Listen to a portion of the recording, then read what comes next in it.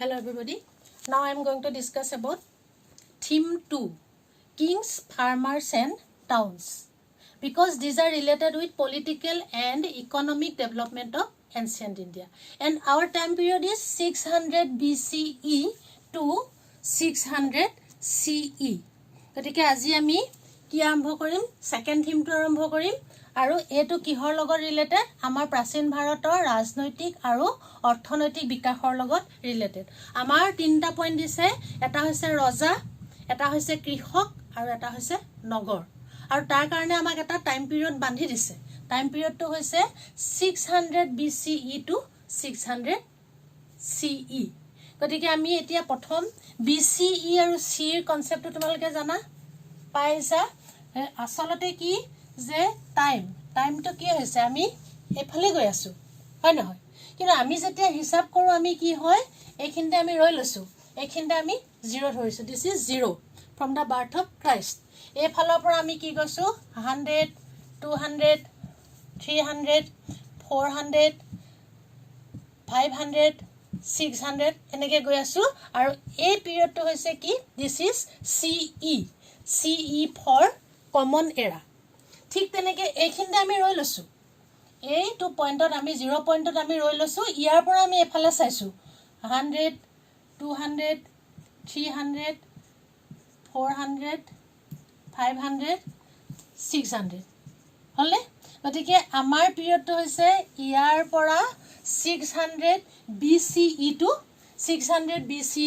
600 CE এটো পিৰিয়ডৰ ভিতৰত আমি চাম কিন্তু এটো সোৱাৰ আগতে we have to know about the development before 600 BCE তাৰ আগত কিবা ডেভেলপমেন্ট হৈছিল না এই যে 600 BCE আমি ধৰিছো এইখিনিতে হে হৈ গৈছে নেকি নাই হোৱা কাৰণ আমি ফাৰ্স্ট চেপ্টাৰত কি পাইছিলো যে আমি হৰপ্পান ডেভেলপমেন্টটো পাইছিলো মনত আছে নে মেচিয়ৰ হৰপ্পানৰ পিৰিয়ডটো কি আছিল আৰু 2600 BCE to 1900 BCE হলনে এটো হৈছে আমাৰ হৰপ্পান পিৰিয়ডৰ ডেভেলপমেন্ট আমি পাইছো তাৰ নেক্সট পিৰিয়ডটো হৰপ্পান পিৰিয়ডত যদিও 1900 লৈকে আছিল এটো কি আছিল মেচিয়ৰ হৰপ্পান তাৰ পিছত 1700 মানলৈকে আছিল আৰু কেতিয়াৰ পৰা এই কথাখিনি নাজানে from 1500 BCE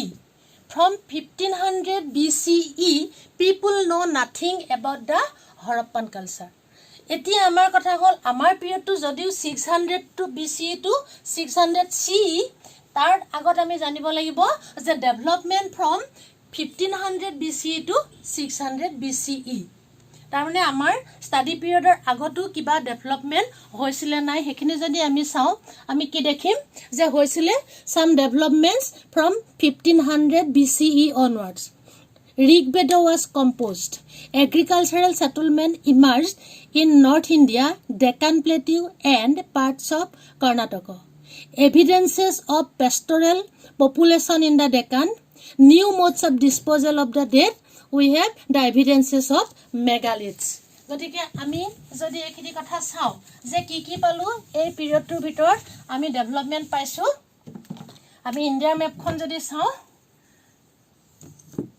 suppose this is India আমি কি পাম যে আগত এটো পিৰিয়ডত আমি হৰপ্পান কালচাৰটো হৈছিল হয়নে এই পিৰিয়ডটো আছিল 2600 BCE পৰা 1900 BCE ৰ মাজত তাৰ ডেভেলপমেন্টটো মেইন আছিল আৰু তাৰ পিছৰ till 1700 লৈকে এই পিৰিয়ডত তাৰ পিছৰ পিৰিয়ডত ইয়াত যেটো ডেভেলপমেন্ট হৈছে ইয়াত কৈছে যে agricultural settlement in northern India কেতিয়া পৰা হৈছিল from 1500 BCE গতিকে আগৰ এই পিৰিয়ডৰ কথা কিন্তু তেতিয়া তেওঁলোকে নাজানে এই পিৰিয়ডত 1500 BCE ইয়াত কি আছিল তেওঁলোকে কিন্তু হেতু কথা নাজানে তাৰ লগে লগে এগ্ৰিকালচাৰাল সেটেলমেন্ট আৰু কোড হৈছিল সাউথ ইন্ডিয়াত হৈছিল কলৈকে হৈছিল আপ টু কৰ্ণাটক নেক্সট আহিলে আৰু কি হৈছিল pastoralism evidence of pastoralism code পাইছিলে ডেকান প্লেটিউত পাইছিলে আৰু কি পাইছিলে যে ডিসপোজেল অফ দা ডেড হৎকাৰ যেটো পদ্ধতি তাত কি কৰিছিলে ডাঙৰ ডাঙৰ মেগালিথ বিলাক পাইছিলে তাৰমানে ডাঙৰ ডাঙৰ শিলেৰে তেওঁলোকে এখিনি বেৰি ৰাখিছিলে এখিনি হৈছে মেগালিথ ঠিক আছে যে এখিনি লেকে হৈছে আমাৰ development till 6th century BCE or 600 BCE. Now come to the main point. The our development or political and economic development of India from 600 BCE to 600 CE. Hekhini karone amak ki lagibo? Amak evidence lagibo? 600 BCE to ami kiya dhorilu? Ami to 500 ধৰিব পাৰিলো হয় বা 700 BCE ধৰিব পাৰিলেন কিয় নধৰিলে because we have evidences of political and economic development of in ancient India from 6000 BCE মানে evidence বিলাক কি আছিল আমাৰ mainly আছিল inscriptions then text coins and visual materials তাৰমানে আমাৰ বেলেগ বেলেগ কি আছিল লিপি আছিল তাৰ পিছত বিভিন্ন সাহিত্য পোৱা গৈছে মুদ্ৰা আৰু হেখিনি স্থাপত্য ভাস্কৰ্য এবিলাক পোৱা হৈছে আচ্ছা ইনস্ক্ৰিপচনৰ লগত ৰিলেটেড আন এটা কথা হৈছে আমি যে ইনস্ক্ৰিপচনটো পালেটো নহব তাত কি লিখা আছে আমি জানিব লাগিব ন না জানিলে নহব জনাৰ প্ৰসেসটো কেনেকে ইট ইজ পসিবল ফ্ৰম 1830 কেনেকে হল যে ইনস্ক্ৰিপচনক ষ্টাডিটো তোমালকে জানা এটো কোৱা হয় এপিগ্ৰাফি বুলি কয় epigraphy is the study of inscriptions in 1830 James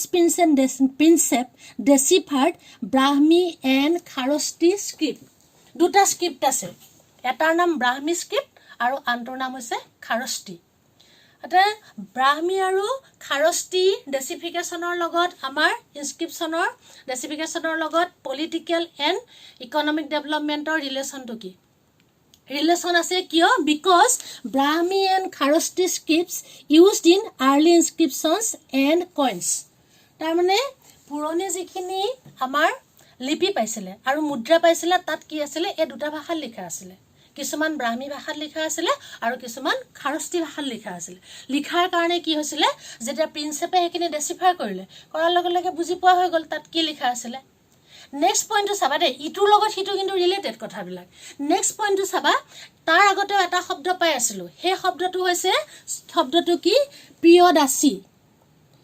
পিৰিয়ডাসি তাৰ মিনিংটো প্লেজেন্টেবি হল কিন্তু এই শব্দটোৱে কি বুজাইছে আমাৰ ইন্ডিয়াটো পাইছে ইভেন শ্ৰীলংকাৰ বুদ্ধিষ্ট টেক্সট কিছুমানতো পিৰিয়ডাসি শব্দটো পাইছে তাৰ পৰা আমাৰ হিষ্টৰিয়ান বিলাকে এটাই জানিছে যে পিৰিয়ডাসি মানে কোনোবা এজন বিশেষ ব্যক্তিক বুজাইছে কিন্তু হেজন কোন ধৰিব পৰা হোৱা নাছিল যেতিয়া আমি ব্ৰাহ্মী আৰু খাৰষ্টি স্ক্ৰিপ্টটো বুজি পালো পাঠোদ্ধাৰ হল তাত এখন ইনস্ক্ৰিপচনত পালে অশোক পিৰিয়ডাসি গতা মানে তেতিয়া গম পাই গল যে পিৰিয়ডাসিয়া শব্দটোৱে মহাৰাজ অশোকক বুজাইছে গম পালনে কেনেকে বস্তুটো ইটোৰ পৰা হিটো কথা উলাই যায় এই কথাটো গতিকে এই ইনস্ক্ৰিপচনৰ যেতিয়া বুজি পোৱা হল তাৰ লগে লগে আমি গম পালো যে বিভিন্ন পলিটিক্যাল ডেভেলপমেন্টৰ কথা গম পালো ইয়াৰ লগত ৰিলেটেড আৰু এটা পইণ্ট আছে যে আৰ্লি যেটো আমাৰ ষ্টেট আমাৰ ভাৰতত যেটো ষ্টেট ফৰ্মেশন প্ৰসেস তাৰ আমাৰ হিষ্টৰিক্যাল এভিডেন্স আছে 6th century BC পৰা আৰু তাৰ এভিডেন্সটো হৈছে আমি এটা শব্দ পাইছিলো হেতু হৈছে 16 মহাজনপদ মহাজনপদ is derived from the word জনপদ জনপদ means the land where a jano sets his foot or settles গতিকে আমাৰ শব্দ এটা পাইছো হেতু ইম্পৰ্টেন্ট পইণ্ট চাবা 16 মহাজনপদ 16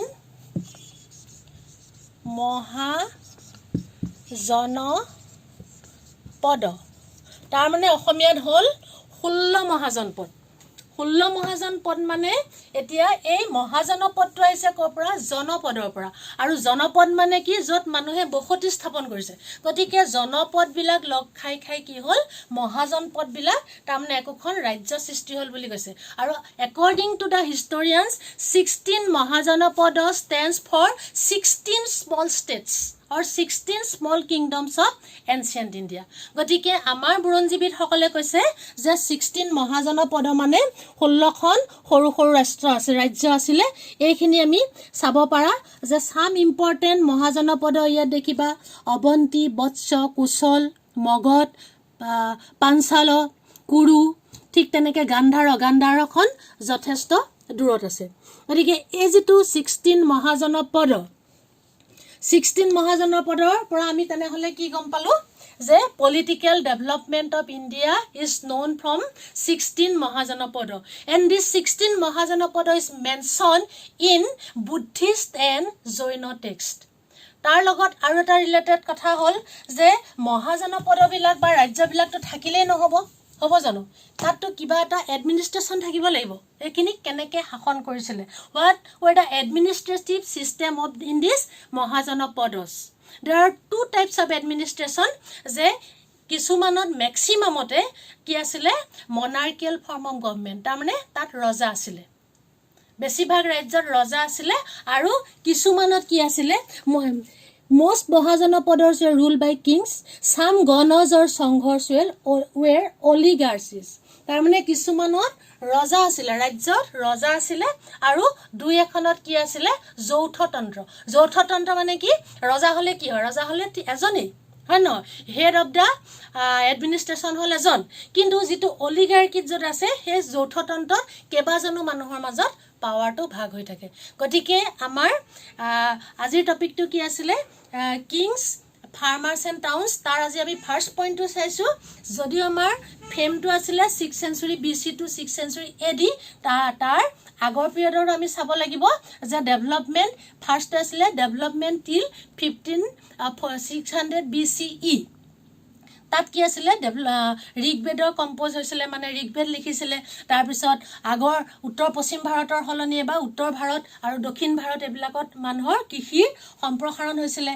নেক্সট পইণ্টটো জানিলোঁ, দক্ষিণ ভাৰতত দাক্ষিণাত্য অঞ্চলত কি পাইছিলে পশুজীৱী মানুহৰ থকাৰ প্ৰমাণ পাইছে, আৰু কি পাইছে যে মৃতকৰ সমাধিৰ ক্ষেত্ৰত সেই ডাঙৰ ডাঙৰ যিখিনি ষ্ট্ৰাকচাৰবিলাক, ষ্ট'ন ষ্ট্ৰাকচাৰবিলাক বা মেগালিথবিলাক আমি পাইছোঁ। নেক্সট পালোঁ পলিটিকেল ডেভেলপমেণ্টৰ কাৰণে আমাৰ চ'ৰ্চ কি পালোঁ? ফাৰ্ষ্ট পালোঁ আমি ইনস্ক্ৰিপশ্যন পালোঁ, দেন কইন্স, দেন টেক্সট, আৰু তাৰপিছত পালোঁ আমি বিভিন্ন ভাৰ্চুৱেল মেটেৰিয়েল। আমি কইন্সবিলাক কেনেকৈ সম্ভৱ হ'ল? From the decipherment of inscriptions by James Prinsep in 1830। প্ৰিন্সেপে কি দুটা ভাষা তেওঁ পাঠোদ্ধাৰ কৰিলে? Brahmi and number 2 Kharoshthi. তাৰ পৰা কি লাভ হ'ল? সেই দুটা ভাষা ডেচিফাই কৰাৰ কাৰণে, পাঠোদ্ধাৰ কৰাৰ কাৰণে আমাৰ কি লাভ হ'ল? যে আমি ইনস্ক্ৰিপশ্যনবিলাকত, লিপিবিলাকত আৰু মুদ্ৰাবিলাকত কি লিখা আছিল আমি সেই কথাটো গম পালোঁ। সেই কথাটো গম পোৱাৰ কাৰণে আমাৰ কি সম্ভৱ হ'ল? যে আগৰ টেক্সটত যিটো প্ৰিয়দাসী শব্দটো আছিলে সেইটো যে ৰজা অশোকক বুজাইছে সেইটো আমি গম পালোঁ। গতিকে ইটোৰ লগত সিটো ৰিলেটেড হয়নে? ৰিলেটেড হৈ আছে। তাৰ লগত আৰু এটা আহিলে টেক্সটবিলাকৰ যিটো কথা আছিলে, যে টেক্সটবিলাকৰ কি আছিলে 16 মহাজনপদ, 16 মহাজন পদৰ কথা আছিলে। এতিয়া তাৰ লগত আমি টেক্সটৰ পৰা গম পালোঁ 16 মহাজন পদ মানে 16 small kingdoms existed in India during 6th century BC। গতিকে এই কথাখিনি আমি গম পালোঁ। আৰু সেই সেইবিলাক কেনেকুৱা আছিল? কিছুমান আছিলে ৰাজতন্ত্ৰ আৰু কিছুমান আছিলে যৌথতন্ত্ৰ। It prove that political formation process in ancient India from 600 BCE। That's all for today. Thank you.